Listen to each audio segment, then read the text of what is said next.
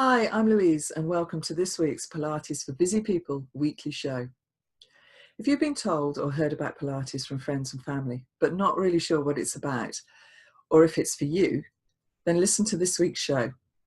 Make sure that you have a listen right to the end to find out what this week's movement challenge is. So this week it's just me. As a Pilates instructor for over 18 years, I thought I was quite qualified to do a session on the reasons why you should be doing Pilates. Pilates has been around for a long time. Joseph Pilates, who created what was originally called contrology, I can never spell that word, developed the exercises, or some of the exercises, when he was interned during the First World War. And physios have been using them for rehab exercises for a long time. I first started teaching, as I said, 18 years ago, and at that time in my area it was just me and one other person. But over the last 10 years, a lot more people have trained and there are classes everywhere. So there's no reason not to find a class.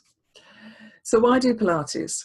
At first it took my friends, my physio friends, a while to persuade me that Pilates was for me. I liked aerobics, showing my age here, circuits and running, things that really made me hot and sweaty. And I know a lot of people think that Pilates isn't for them for probably those sort of reasons. Men especially, seeing women go to classes, more women go to classes than men.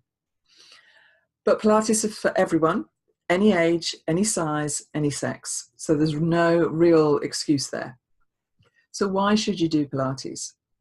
Most people end up starting Pilates due to an injury or being recommended by physio, osteopath or chiropractor.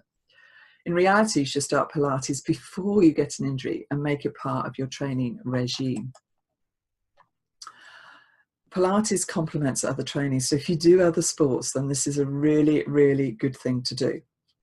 If you're a runner, a strong core helps stabilize your pelvis, and that improves your technique and can improve your performance as well. Plus, it reduces injuries.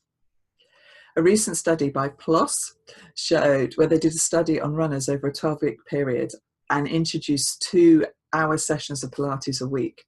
And the results showed, although they need to do a lot more study, that including Pilates into their training regime improved their running performance, their VO2 max, so their ability to take oxygen into their body. So again, for cyclists, it helps to stabilize your center, which is your pelvis, your core, which is the sort of tummy area, and your back. And this is really, really important when you're on a bike. The more stable you are, the more power you can put through your legs. So it's a really, really good thing to do. But it doesn't matter if you don't do any specific sport. It's brilliant for functional everyday life, for example, gardening, DIY, walking. And by having a strong center and good alignment in your body, it helps your body move more efficiently. And with this, there's less injury and less pain.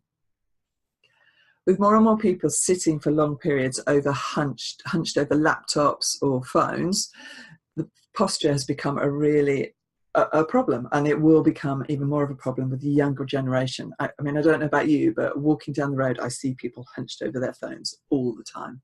But I think that's for another show. Pilates also helps with muscle tone and strength, as well as improving flexibility. And again, these things combined will help reduce your risk of injury. So there's a lot of wins about doing Pilates as well. Another great reason to do Pilates is it helps with mental health and wellness. And we know that exercise generally can help with that. By practicing Pilates and focusing on the Pilates moves that you do and learning the techniques, which include Joseph Pilates' principles of Pilates, which include breathing and concentration. So by focusing on these and letting your mind not wander onto all the other things that are going on in your everyday life, you can forget about them, perform your Pilates really well, and by the end of the session, you can feel really great in body as well as the mind.